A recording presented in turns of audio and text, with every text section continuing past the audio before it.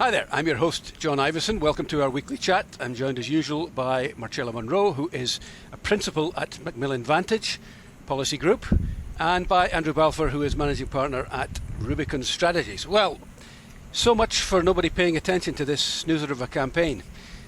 We've got an election that was about nothing that now seems to be a referendum on Justin Trudeau and his 6 years in power, and his promise to do really, really big things, which he led us in a press conference last week without specifying what those really big things might be. What do we make of the past few days, Marcella? Is this now about Justin? He's talking about things that he wants to talk about: climate, daycare, vaccines. He seems to have put the wobbles of the first couple of weeks behind him. It seems to me that the protests have helped him. What do you think?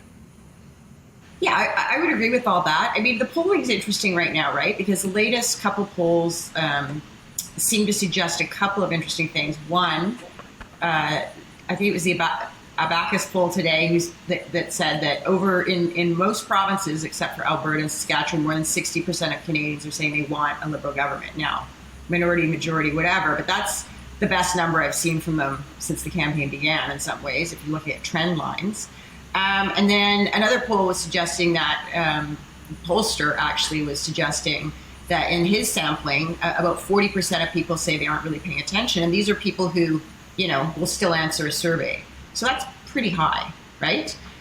So that means that we do have a population that's definitely paying attention. The numbers have moved, not insignificantly, but that it seems to be that there is an opening, I think, for the Liberals and Trudeau post-Labor Day around the debates to take back control of the momentum. I think in terms of the narrative, though, one of the things that they really need to zone in on in this next few days is getting back to their big ideas and their ballot question. We just saw Mr. O'Toole minutes ago stand up, and he's really going after this idea that we're economically insecure because of all the spending of the Liberals and the NDP. I think there might be a good contrast between the Liberals and O'Toole and the NDP to some extent to say, actually, the bigger concern right now is climate change, and let's talk about that. Andrew, what do you think? Have the protests stabilised the Liberals? I spoke to one MP who said they were helping out on the doorsteps, for sure.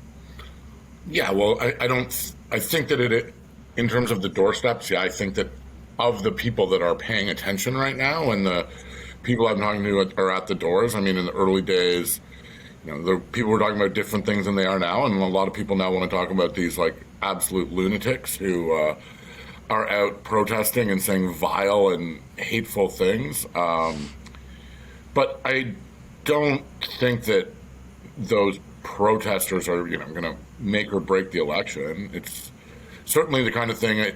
It's interesting to watch what the Prime Minister has said about it. I mean, I might be saying more aggressive things. I mean, they're clearly, those type of people are never going to vote Liberal in a million years. So attacking them and talking about how they are the minority and how 80% of Canadians have chosen to be vaccinated and would like freedom back, which the Prime Minister has said, I think that that's an important narrative. And I think going after them and saying, in his press conference this morning, he basically said, to paraphrase, he didn't put it as bluntly as I was, but it's if you want to do anything ever again other than leave your home or go to a grocery store, you're going to have to get vaccinated. If you liked all those lockdowns that you're now protesting against, that's your new life. Clearly there's what I call a crackpot fringe, and then got absolutely deluged with hate mail. But I'm also surprised by how much support there is beyond that crackpot fringe. People who feel that their charter rights are being infringed because there's a significant minority of people who have not been vaccinated for whatever reason, and they feel that they are now being essentially banned from society. Well, woe is me, right? Because where's the heartache for the millions of us that did everything right, that stayed home when we needed to, that have avoided large crowds? I have little sympathy for that, and also it's a very small minority of Canadians, John, who are never voting for this government ever. I get that, but I think that it is inflamed by the Prime Minister, because essentially if you don't agree with the way the Prime Minister sees the world, then you are delegitimized and I think in the eyes of many of his followers, dehumanized, and therefore you become the enemy, in the same way that the the crackpot fringe have dehumanised the Liberals, and they've become the enemy. And I think down that road lies disaster. And I think that it would behoove everybody to recognise that there are divergent points of view on this, that there are legitimate points of view on all sides, and I don't think that's what that's not what Justin Trudeau does. His is the vision of the anointed, and if you're not in agreement, so you don't think? No, because there definitely are not. 80% of people have chosen to go and get vaccinated. That's like, you couldn't get 80% of Canadians to agree on anything ever before this. The other thing is, what legitimacy is there in the racist, vile attacks, and what legitimacy exists in people who are basically, they're not just anti-vax for themselves. You know, it would be one thing if you're saying, I'm refusing to be vaccinated based on XYZ principle. Maybe I could have a conversation with that person.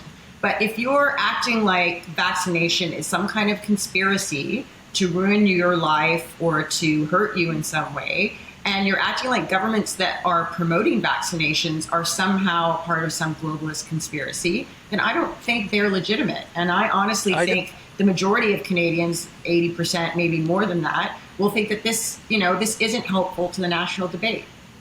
I agree on the point that there are conspiracy theorists out there, but you can have conversations with them, because I have done, and I think there is a legitimate point of view which I think should be recognised. Which is what? Which is that some people believe it's their right not to get vaccinated, and they should not therefore be disbarred from all of. I don't agree with that, by the way, but I'm just saying that it's a legitimate point of view. Anyway, I think the bottom line is the electoral implications of it are not clear beyond the fact that Justin Trudeau has benefited. How about we move on? Marcella, O'Toole's campaign has remained steady. I put out a statement within the first hour of the protest disavowing it. He's ditched a candidate pretty quickly for allegations of sexual misconduct. He's reinforced the point that all of his candidates back his platform. Do you think he's convincing people that he is a mainstream alternative to Justin Trudeau? Well, I think so far the polling would suggest he is somewhat. But he's still got some Achilles heels, right? Like, for the life of me, like, Cheryl Gallant's seat is one of the safest seats they have. So she's been a problem for them for quite a while. I don't, for the life of me, understand why they wouldn't have seen this coming a mile away and just replaced her as a candidate. Like, that's just a sign of some of the continued needs that the Conservatives have to placate a certain, fringe, I guess, internally of their own party. And I think that those issues might come back to haunt him. There's a video circulating today from I guess it was a Zoom call with supporters that he did about 15 months ago, where he's, basically saying that the Liberal minister is a fraud, playing into that. And then we're going to hang the Trudeau government with this. Like, how many of those videos exist? And so I agree with you. He's been very disciplined. I've said it before. They've had a very good-looking campaign. It's been almost gaffe-free, and their announcements sound very reasonable. But in the meantime, he does have these other issues that are coming. Andy, what do you think? I mean, it's always been the case that the kind of soft white underbelly of the Conservative Party is its candidates. Do you think there's more of this to come? Oh, there's absolutely more to come. But I would like to agree with something Marcella said, and I've been saying this a lot. Like, the O'Toole campaign has been like pretty much flawless. They're just like ticking along. They're not making mistakes. I'm sure that they anticipate over the course of the campaign that they will run into these problems around candidates, or even like incumbent MPs like Cheryl Gallant. And I'm sure there's more of that to come. You always save the good stuff till later in the campaign. So, whatever one of the opposition parties has the dirt, they'll bring it out. But, I'm sure they're expecting it. It's unfortunate. I mean, I think Marcel makes a good point. Like, it's not like you wouldn't have known that this lady was going to cause you problems. Like, that's like a biannual thing.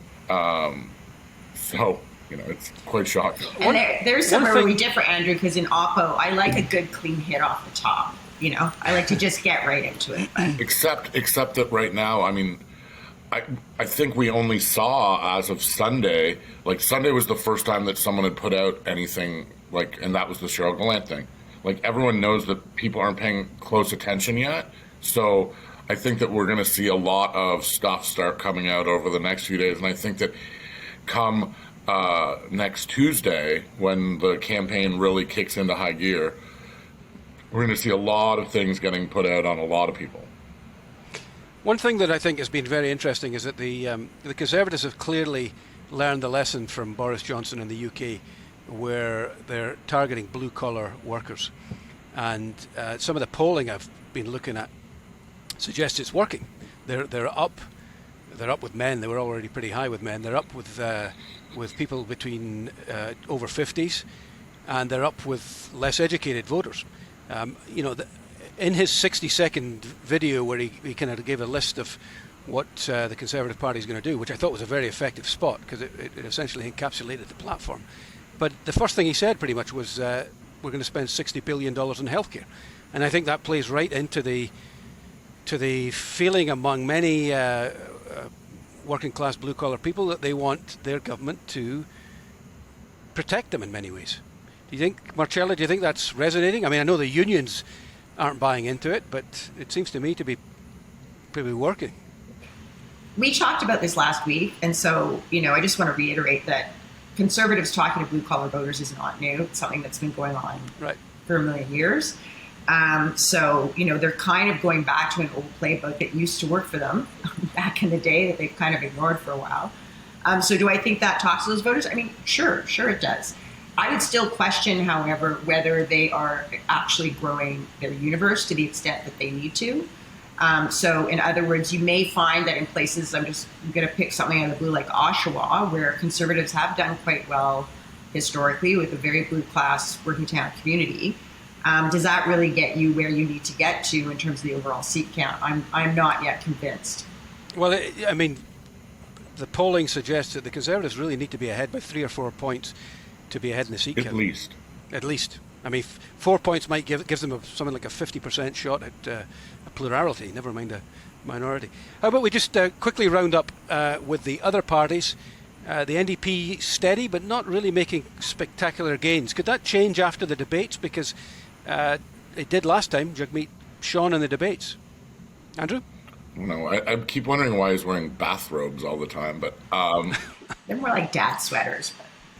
Yeah, we'll see how he does in the debate, but I think that if I'm the Liberals and things are tight, he does run the risk of that old boogeyman strategy where if the Conservatives are ahead, that the NDP voter will end up going to Liberals because they're scared of voting Conservative. So he might be the victim of that, as we've seen many NDP leaders be in that spot. Marcella? Yeah, I mean, his popularity remains high, right? And he seems to be gaining here and there with his personal popularity. So that's good for them. And if he can connect that with the debate, as I've said, on an emotional level, I think he's the best emotive politician that's going to be on that stage. So there is an opportunity there, particularly where we have some very emotional issues that he's probably going to want to lean into, whether it be healthcare, LTC, Indigenous rights. There's a lot for him to choose from if he wants to kind of try and rise above the fray and connect his personal emotive abilities with the issues. But they still obviously have this challenge, and it's the old playbook, but it seems to work, especially in Ontario, every single time. And so I don't see any signs that the NDP has a game plan for dealing with that this time. Right.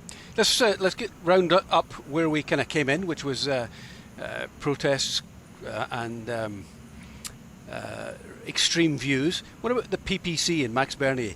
Could he benefit from the ugly mood that's brewing? Andrew? Well, I mean, we've talked about this before. Not only could he benefit from the nut jobs, but he could also benefit from Aaron O'Toole and being like some of his more left stuff, right? Like the far right of that party in certain parts of the country could very well vote for him, or they could vote for Maverick. And, I'm not saying it's going to cost seats, but, I don't think that there's a world that they get a seat. And it's the same thing, like, I don't understand why Derek Sloan picked the seat he picked to run in, but, like, all the far right people, like they're out there trying to make things happen, and we'll see. But there definitely now is an opening on the far right of the spectrum in Canadian politics. Marcella? I mean, I don't have anything to add to that. What I would add, though, is it's quite shocking to see in a couple of these polls the last few days that the PPC is doing better than the Green Party. And so we're seeing the absolute collapse of the Green Party, which is shocking. It's very sad because I could, speak for a while on how silly they've been in the last year. But for someone like me that does believe climate change is probably the issue of the rest of my lifetime, to not have that voice that's just constantly talking about it's very disappointing and kind of silly. They're missing possibly the biggest opportunity they've ever had just by being a complete shambles. Okay, guys, thanks for that this week. And next week, we're hoping to do it in person. So look forward to seeing you in Ottawa a week from today. Thanks. Thanks, guys. Thanks.